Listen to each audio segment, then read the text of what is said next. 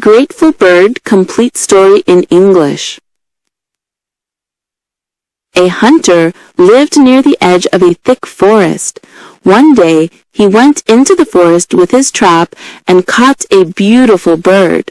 The bird became scared and humbly said, "Oh, kind man, if you set me free, I will always remember your kindness." The hunter first thought about selling the bird to earn some money, but the bird's innocent words melted his heart.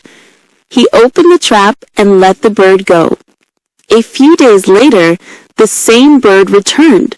It came close to the hunter and said, "You were kind to me, and now I want to show you something special." The hunter followed the bird in surprise. The bird led him to a secret place in the forest where a treasure was buried underground. The hunter dug it up and looked gratefully at the bird. From that day on, he began treating others with kindness because he had learned.